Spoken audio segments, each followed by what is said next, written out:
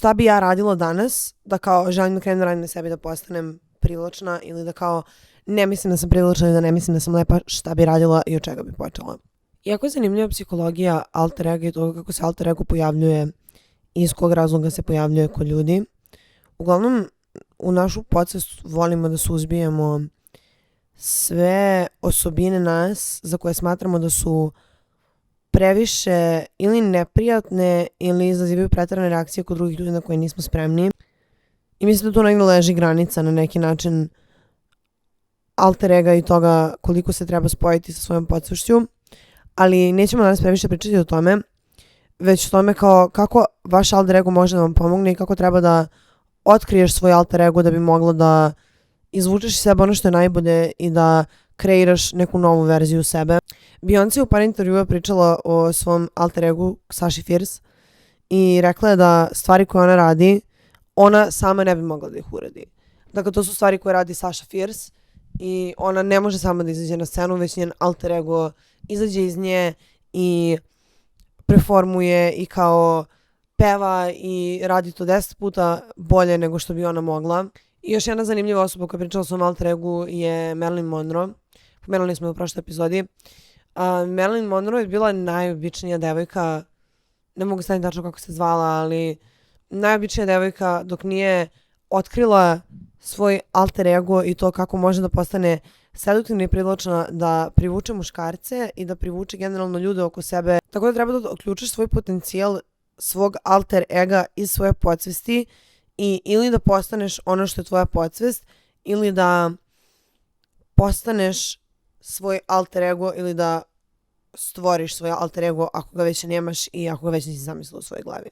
Kao što naslov kaže, danas pričamo o konceptu jake žene, femme fatale i Marilyn Monroe, možda Beyoncé jeste, ali Marilyn Monroe baš definitivno nije primjer za ovakav tip. Ako želite, mogu da napravim posebnu epizodu da se fokusirate na različite tipove žena i kako mogu da iskoriste najbolje od svoje energije.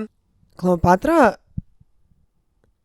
se rodila kao ćerka bogate porodice i to je bilo normalno u to vrijeme, trebalo da suda za svog brata. Ona je to odbila i vrlo javno je rekla da ona neće raditi sa njim, već da kao ako ona bude bila vladar, ona će biti tako je glavna. Naravno, njemu se to nije svidalo.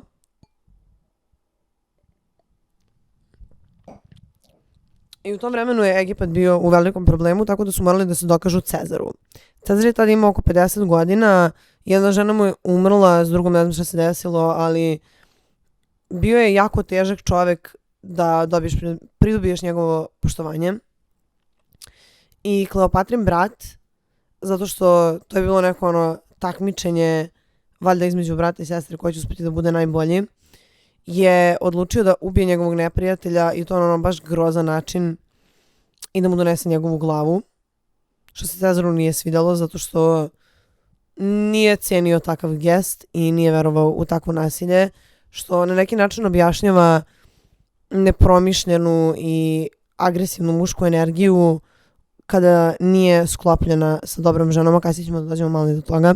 Naravno, njen brat ne bi dozvolio da se ona nađe sa Cezarom, tako da je ona uradila najčudniju stvar, možda jedna od najčudnijih stvari koje je žena ikad uradila, i jednu večer su Juliju Cezaru kucali na vrata i donali su mu tepih, on je bio u fazonu nisam tražio tepih. I iz tepiha izletala Kleopatra kako se odmotao u najskupljem nakitu, obavijena, ne znam, najskupljim dijamantima ili šta god je bilo u to vrijeme u Egiptu. I Cezar je bio prosto očaran, nije mogao da veruje. I naravno, ne moram da vam objašnjavam ko je dobio tu borbu i ko je na kraju vladao Egiptom. I to sve zbog svoje moći da pridobije muškarca. I mislim da se žene danas malo fokusiraju na to da kao nekako jako je naše društvo u kojem živimo je usmjereno na muška merila uspeha, na snagu, na novac, na moć, ali ženska moć koja je mnogo mirnija i mnogo više potiče iz sjenke, mislim da je nekada mnogo moćnija. Znate da za kad pričamo o Einsteinu ne možemo da ne pomenemo Milevu Einstein i kao o nekim muškarcima kada pričamo ne možemo da ne pomenemo njihovu ženu. To ne znači da su oni bili manje uspešni, ali definitivno su im njihove žene pomogle da budu toliko uspešni. Cezar umire kao Kleopatrin muž, ona ostaje njegova najveća ljubav i Kleopatra nastavlja da se bori za svoj narod, što mislim da je jako dobar primjer za jednu ženu koja pokazuje svoje majčinske instinkte na neki način, jer svaka žena mora da se brine o nečemu i da neguje nešto i mislim da svaka žena, kao sigurno isto primetila kod sebe, da moraš da imaš tu potrebu da kao brineš se o nekome nečemu, bili to prijatelji, bilo to porodica, kogod to bio, imaš se neki majčinski instinkt. I Kleopatra je na najbolji način iskoristila svoje ženske afinitete da sebi unapredi život i da sebe stavi u najbolju situaciju, da bude najbolja vladarka svih vremena. Isto tako ima priča kada je išla da se, ne znam da je to bilo kada je išla da se vidi sa Cezarom, mislim da je to bilo kada je išla da se vidi s Markom Aurelijem. Došla na najraskošnijem, najšarenijem brodu punom cvijeća koje je mirisalo predivno i sluge su je hladile i ona je izgledala divno i da se doprinalo toj slici da ona bude viđena kao predivna, prelepa kraljica koju svi žele. Iako možete naći slike Kleopatre, mislim kao figure ili slike kako je Kleopatra možda izgledala, ona uopšte nije bila lepa. Iako u nekim serijama i filmovima lepe glumice glume Kleopatru, Kleopatra nije bila fizički lepa koliko je mogla da svojim znanjem psihologije i međuljudskih odnosa privuče ljude. I to je onda, svaka žena to može da uradi, kao svaka od nas može da posjeduje tako nešto i kao, pritom ako si prelepa i posjeduješ tako nešto, bukvalno niko na ovom svetu te ne može zaustaviti i mislim da je to najbliže supermoći što postoji na ovoj planeti. Također primjer iz naše istorije o kom se dosta malo priče, carica Milnica. Carica Milnica je bila dvororođena na dvoru i bila je u jako dobrim odnosima sa vladarskom porodicom i tadašnji car ju je oženio za jednog od njegovih vitezova, kneza Lazara. I njih dvoje su toliko pomagali jedno drugome međusobno i njihov odnos međusobno je bio takav da su se pomagali, da su zajedno postajali bolji i na kraju naravno ušli u legendu naše istorije, našeg naroda. Tako da jako zanimljive velike žene na koje se možete ugledati, čije možete osobine istraživati ako želite da radite na sebi, ako želite da postanete najbolja verzija sebe i da postanete nepobediva privlačna žena koja pogledom vlada prostorijom. Jer nasuprot nekom pseudo mišljenju, žene ne vladaju snagom, žene ne vladaju, ne mogu da kažem neinteligencijom, ali kao vladaju posebnom vrstom inteligencije, a to je da nekada znaju kako treba da se postave u situaciji, a ne samo da ta muška energija kao grubo gruvaju napred i da kao probijaju glavom kroz zid. Žene znaju da vrlo precizno iseku rupu u tom zidu, tačno da samo one mogu da prođu. I treba učiti od takvih primjera, zato što to je ono što nas čini tome da budemo bolji. Naravno, ako ste kliknuli na ovaj video, već vas zanima jaka ženska strana i kako možete da postanete najbolja verzija sebe u tom nekom smislu ženstvenosti, lepote i generalno socijalnog statusa. Jer mi žene možemo da vladamo pogledom, mi možemo da vladamo mirisom, možemo da vladamo zvukom našeg glasa mnogo više nego, mislim, nije kao da ne možemo da vladamo drugim stvarima, samo mi smo te koje imaju otključenu ovu stranu i koje su toliko promišljene da mogu da koriste ovaj način da uspevaju u životu. I nemojte me shvatiti pogrešno, ne kažem da kao privilegija lepih ljudi ne postoji i da kao pretty privilege nije thing, ali to što imaš privilegiju zbog toga što si lepa nikad neće moći da prevaziđe ženu koja je snalažljiva, pametna, suzdržana i promišljena. Tako da treba raditi na tim drugim aspektima kao i na svom fizičkom izgledu. I još jedna apsolutna ikona koju sam malo pomenula u prošloj epizodi, voljela bi da ja sam više Alexa Demi, odnosno Maddie iz Euforije. I mislim da je ona, sama ta glumica, kao i njen karakter, možda karakter manje, ali sama glumica je odličan primjer kako jedna žena može da bude uspešna u društvu pomoću svojih ženskih afiniteta. I ono što se meni, onako što me jako zainteresovalo oko nje, je njena privatnost i koliko je doprinelo njenom uspjehu to što je ostala dosta privatna kao javna ličnost nasuprot ostalim ljudima iz te serije. Jer kao mnogo puta se desi da neka osoba, javna ličnost, influencer, što god, bude toliko popularna da se odjednom nalazi svuda i nakon što ih vidite milion puta kao više ne znate koja je ta osoba zato što ili prestane da vas zanima ili vas mori. I tako je i u svakom društvu i u svakom okruženju i u svakom odnosu. Ne treba nikada biti, pričali smo već o tome, biti previše dostupni i kao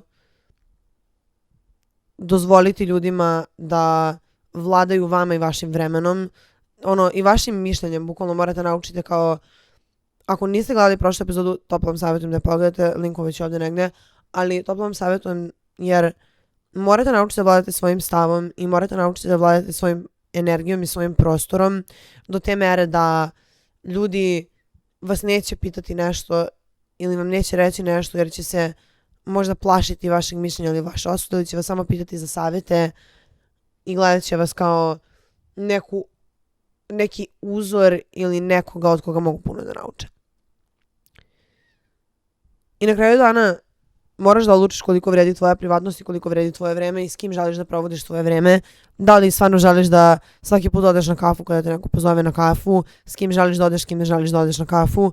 Jer generalno, iako se okružiš takvim ljudima, iako si ti takva, takvi ljudi će te, to su lekcije koje u životu moraju da se nauče. Ako ne naučiš neku lekciju, ta lekcija će se vraćati i morat ćeš ponovo da je učiš. Tako da samo treba gledati to da se okružujete dobrim i pozitivnim ljudima koji se okružuju dobrim i pozitivnim ljudima zato što vaša energija je zbir onoga što vas okružuje i stvari koje vi radite i kao što više obratite pažnju na sitnice, prestanete da obraćate pažnju na stvari kao što su svađe i priče u društvu i nešto totalno nebitno, vijesti i poznate ličnosti, nemam pojma nija šta, onda ćete kao moći više da se fokusirate na sebe i na svoj rast i da pokupite najbolje iz tih stvari što vi možete da pokupite, kao što su filmovi, serije i dešavanje u društvu. Nećete gledati na dešavanje u društvu kao ja ne mogu da verujem da je ova osoba ovo rekla, nego ćete krenuti da gledate sa malo više psihološke tačke i šta vi možete naučiti u toj situaciji da vi primenite u vašem životu. I naravno ako želiš da se baviš nekim javnim poslom ili nečim sličnim, jako je bitno da odlučiš da li, kako i zašto želiš da se baviš time i koliko vredi zapravo tvoja privatnost i koliko ti želiš da posvetiš sebe drugim ljudima. Jer što više sebe daš ljudima, to će ljudi imati moći da imaju više mišljenja i moći više da to suđuju. A ako se fokusiraš samo na neku specifičnu stvar i daš ljudima samo onoliko koliko ti želiš, onda ćeš ti biti u kontroli i ti ćeš moći da ti ćeš biti tako da kontroliš situaciju i moći ćeš da, izvinite što se nekad izrazim pogrešno, stvarno mi nije namjera. Dunice to nisam ja, ne da, ali nemam pojma. Ti ćeš biti tako da kontroliš situaciju, ti ćeš biti tako da može da donese odluku za sebe i ljudi će te gledati kao osobu od integriteta, kao što smo pričali već. Tako da, ako si već kliknula ili kliknula na ovu epizodu, bukvalno zanemarujem muškarci koji gledaju, nadam se da me volite i dalje, znam da gledaju muškarci i hvala svima koji su mi pisali divne poruke vezane za podcast. Jako mi je drago da vam se sviđa i ne brinite, nastavit ću vam snimim još epizoda. Svaki petak u 8 sati, subscribe. Nadam se će uz ova epizoda sve inspirisati da nađeš svoj alter ego i da kao nađeš najjače i najbolje osobine sebe koje voliš i da im pomogneš da isijaju i da sijaju toliko jako da se ove loše osobine uopšte ne vide. Ili kao ako imaš mnogo lepe oči, neka tvoje oči budu toliko lepe da se ništa drugo što ti se ne sviđa na tvom licu ne vidi. Jer ako imaš najlepše oči na svijetu, niko neće primetiti da imaš bubuljicu ispod oka. Svi će ti gledati u oči. I mislim da svi moramo, kao ako se fokusiraš na tako nešto, onda ćeš privlačiti isto pozitivne stvari u život. Ne mogu da prestanem da ponavljam istu stvar, znam da sam kao papagaj, ali kao ako pričaš pozitivno, razmišljaš pozitivno i tražiš pozitivno, ti ćeš zapravo privući pozitivno i sve će u tom životu biti pozitivno. I jednostavno je tako i kao istorija i svi ljudi na ovom svijetu svedoče tome. Tako da čim gledaš ovaj video i razmišljaš na ovaj način, ovo je znak da je ovo tvoje vrijeme da zasiješ i da budeš najbolja i najlepša verzija sebe, zato što toliko je lako upasti u neki mrzim sebe i tako mi je grozno i baš me briga i ništa me ne interesuje ciklus, ali pogotovo ako si žensko, ti ćeš najlepše sijati kada se ti posvetiš sebi i svoje lepoti. I kao, ja sam dobila puno savjeta tipa kao drugarica i koleginica, mi žene možemo da se snađemo i da kao nateramo neko, mislim ne nateramo, ali kao budemo fine i pravimo se glupe i neko će nam pomoći da sve uradimo i mi nećemo ništa morati da radimo. I taj mentalitet je ono što može da nam pomogne. Ne kažem treba se praviti da ste glupi, da ništa ne znate. Znate da uvijek pričam da treba da čitate i da budete obrazovane, jer to je ono što te čini da ti budeš potpuno osoba, ali nekada je okej da se pretvaraš da znaš manje da bi ili mogu da naučiš više ili da bi bio u situaciji da tebi neko pruži više pomoći nego što ti je možda potrebno. I pitanje je da li ćeš ti to koristiti naravno za dobro ili loše, nikad nemojte da koristite stvari za loše, jer kao ja sam nekako duboko verujem u karmu i stvarno mislim da kao ako razmišljaš i činiš loše drugima ili imaš loše namere prema drugima, dešavat će ti se loše stvari. I donećeš sebi to što ti želiš drugima i to što ti želiš za druge. A kao ako želiš da budeš jaka i staložena žena, ne možeš da budeš u tom ciklusu i ne možeš da priuštiš sebi uopšte da ti se tako nešto dešava. I generalno vidjet ćeš posle nekog vremena ti ćeš osjetiti bolje kao ako odeš ranije sa žurke da bi stavila masku za lice i popila čaj, čitala knjigu ili pogledala seriju. Svi će biti tamo i ti ćeš imati malo strah od toga da propuštaš nešto se tamo dešava, ali stvarno nije tako. Kao fear of missing out nije toliko bitan i ništa zapravo nećeš propustiti, to je samo iluzija koju tvoj mozak pravi, a mnogo ćeš se bolje osjetiti ako posvetiš zapravo vremena sebi, naročito nasuprot ljudima koji ne posvećuju vreme sebi i ako želiš da se postaviš tako da si u društvu, na poslu, u školi, na fakultetu, gdje god u kom okruženju se nalaziš, najbolja i osoba na koju se ljudi ugledaju. I generalno ljudi poštuju tvoje mišljenje. Kao, ja sam bila u situacijama da jedna situacija koja mi uvijek padne na pamet kada hoću da ispričam nešto ovako je jednom kada sam došla do nesporazuma sa društvom jednim i kao svi su imali suprotno mišljenje od mene i ja nemam toliko veliki problem zato što snimala sam za društvene mreže i kao snimam podcast, išla sam na intervjue i okej sam s time da se suprotstavim više ljudi koji imaju različito mišljenje, ali u trenutku kada kao neko krene samo da te napada i to napadate i prebacuje ti na jako ružan način kao pokušava da te uvredi, a ne da objasni da nisi u pravu ili da smanji tvoju poentu. Mislim kao i da ubaci uvredu tu kao bilo bi okej, ali nastavlja samo da te napada i da kao ne slušaš šta zapravo pričaš i ne možete da dođete do argumentovnog razgovora. Bukvalno samo sam kao probala sam da razgovaram, jako sam se naljutila. Mislim, nisam naljutila, kao ne vjerujem da sam osoba koja može se naljuti, ali sam bila u fazonu ja ovdje ne želim da budem, meni ovo ne prija i ja nisam osoba koja sebe stavlja u situaciju gdje ja ne želim da budem. Jer ja ne vjerujem u to da ću ja da budem srećna ako sam negdje da ne želim da budem, kao ne interesujem bolje mjesta da budem vrijedim više od ovoga. I bukvalno ne znam koliko je ljudi bilo, puno ljudi tu, samo sam bacila pare na sto za ceo račun, izašla napolje. I nikad se nisam ponovo našla u situaciji s tim ljudima. I sve najbolje njima, ako slučajno gledaju ovaj video.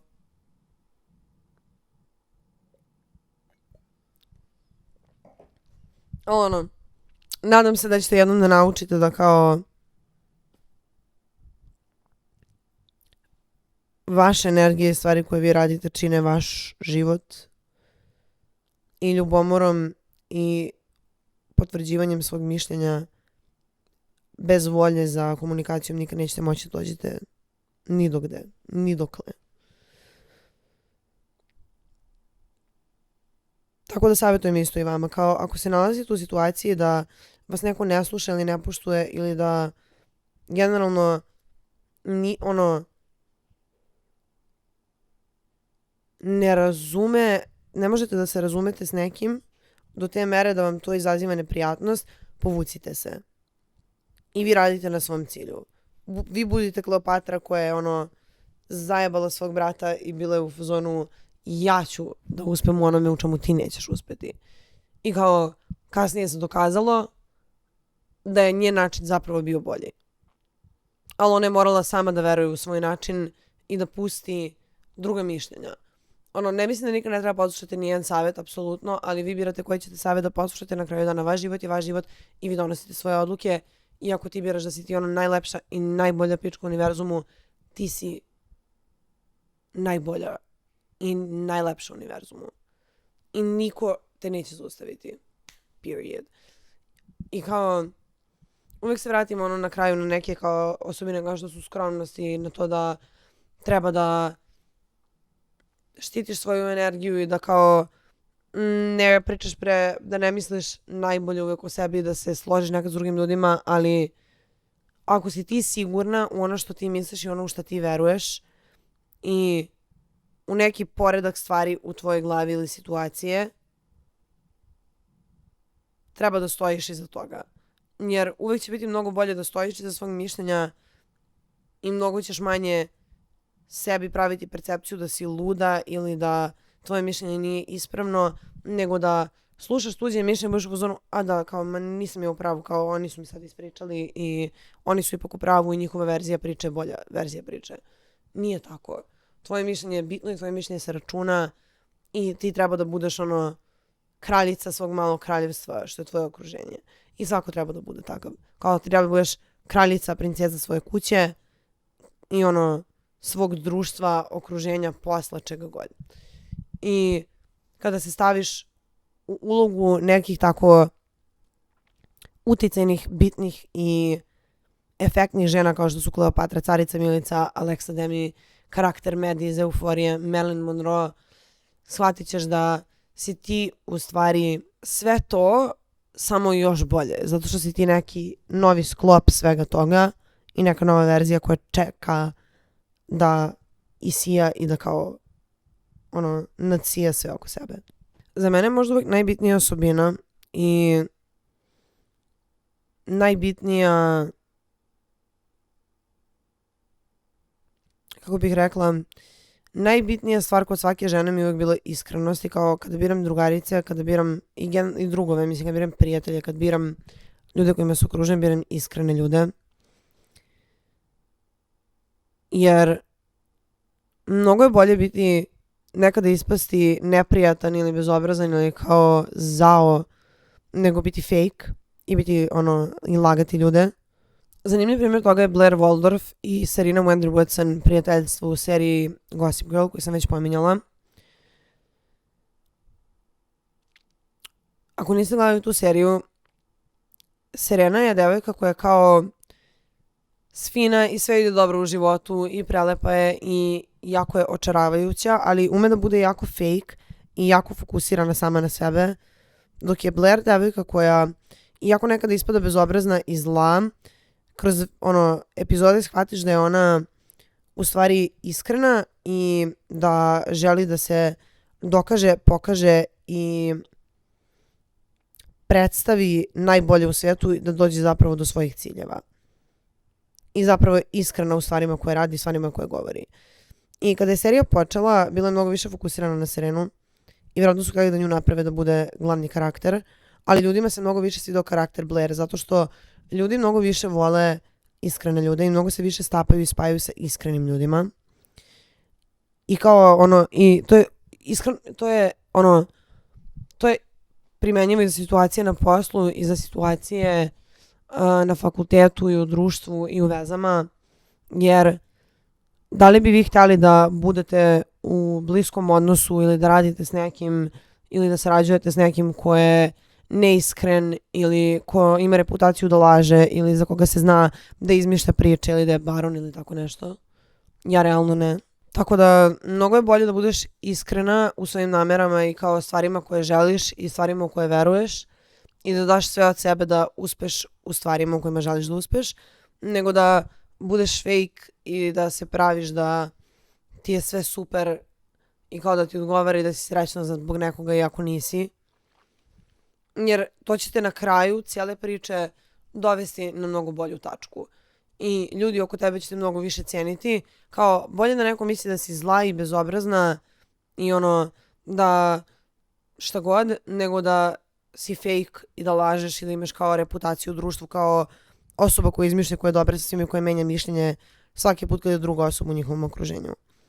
Kao, imala sam mnogo takvih ljudi, kao, ne mogu kažem prijatelji, ljudi u društvu, kao da s jednom osobom se slažu s jednim stavovima, s drugom osobom se slažu s drugim stavovima, kao ako nešto ne vole da rade, meni će reći ne vole da rade to zato što ja to ne volim da radim i onda kada pričaju s drugom osobom, to će mi biti omiljena stvar jer ta osoba voli tu stvar.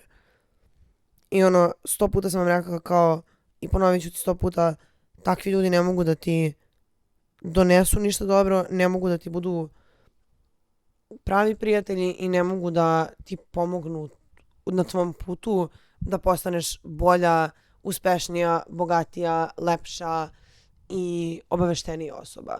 A svi treba da budemo takvi, kao život je toliko kratak da ti ako se staviš u situaciju da drugi ljudi biraju ono što ti želiš i ti radiš, na kraju dana drugi ljudi će biti oni koji su krivi za sve loše što ti se desilo u životu, a ne smiješ to da dozvoliš. Jer kao ti si kraljica svog dvorca. 7. put ponavljam u ovoj epizodi. Ali ti jesi kraljica svog dvorca i ti treba da urediš svoj dvorac onako kako ti želiš, onako kako ti veruješ.